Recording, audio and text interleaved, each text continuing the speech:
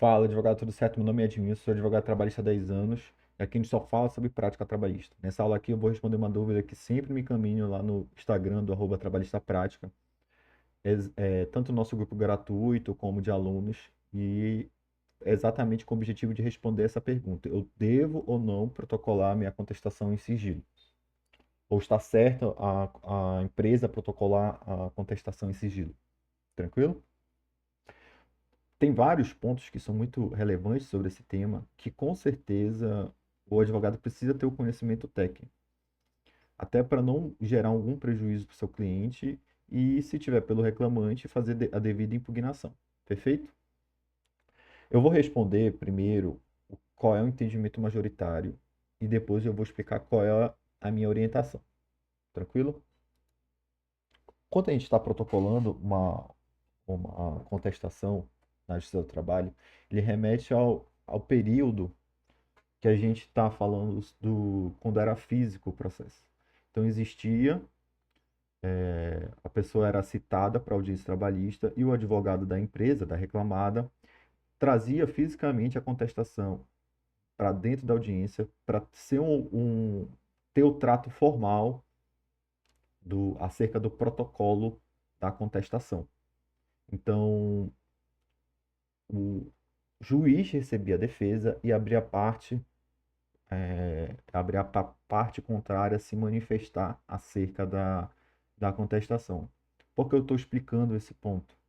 Porque só é considerada aberta a defesa a partir do, do recebimento formalmente dentro de uma audiência acerca da contestação.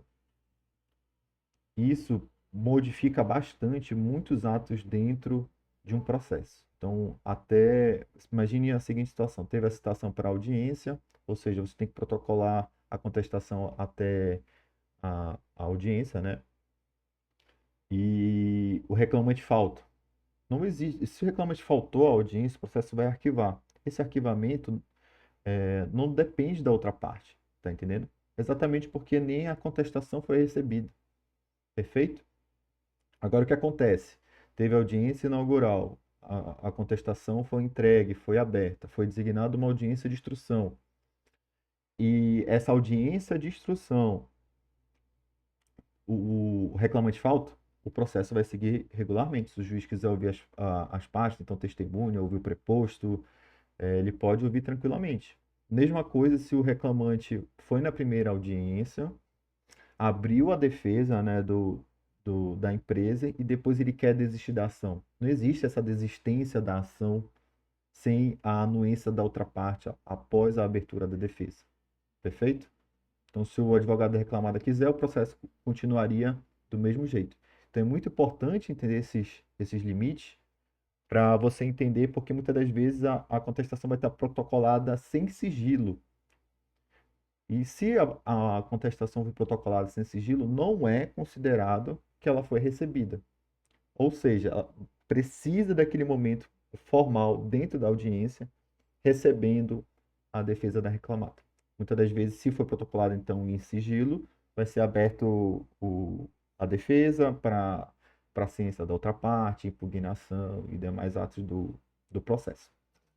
Então, respondendo logo a pergunta, né? Achei importante fazer esse preâmbulo.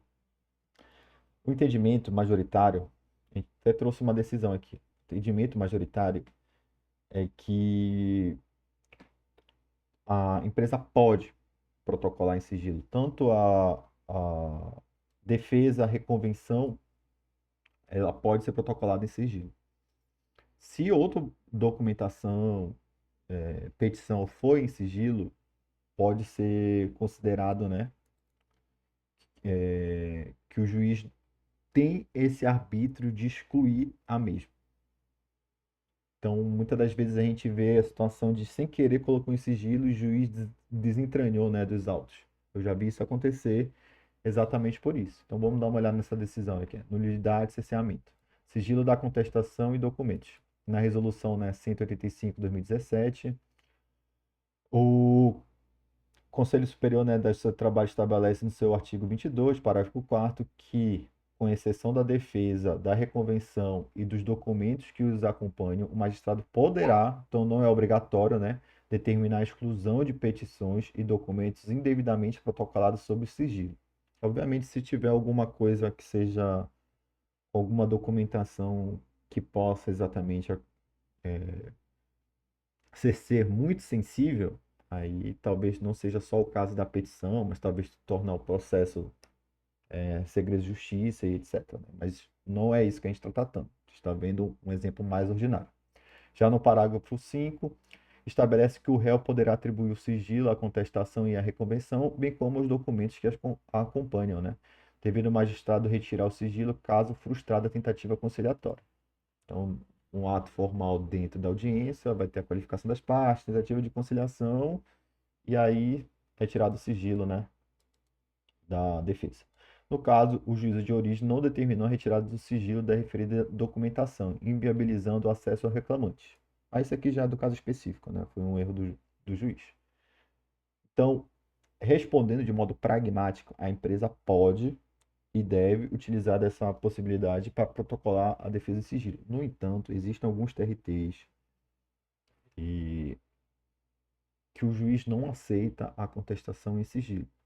Por isso que é muito importante o advogado ter uma atuação especializada. Então, a minha orientação é que você protocole sem sigilo, a não ser que você faça o trabalho de pesquisa. Ou pode ligar para a vara, ou pode pesquisar outros processos da vara, para entender se o processo, se o juiz aceita tranquilamente a contestação em sigilo.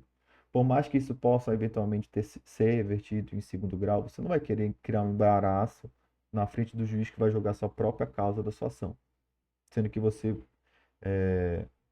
pode fazer de uma maneira muito mais adequada, evitando qualquer tipo de prejuízo, né? Tranquilo? Então, recapitulando, protocole a contestação, o entendimento majoritário que pode ser protocolado, pode e deve ser protocolado tanto os documentos quanto a própria contestação em sigilo. No entanto, na dúvida, protocole sem sigilo. A gente sempre peca pelo excesso de zelo para evitar qualquer tipo de prejuízo. Tranquilo? Basicamente é isso. Deixe seus comentários. Qualquer dúvida, deixa aqui também nos comentários. Basicamente é isso. Valeu e falou!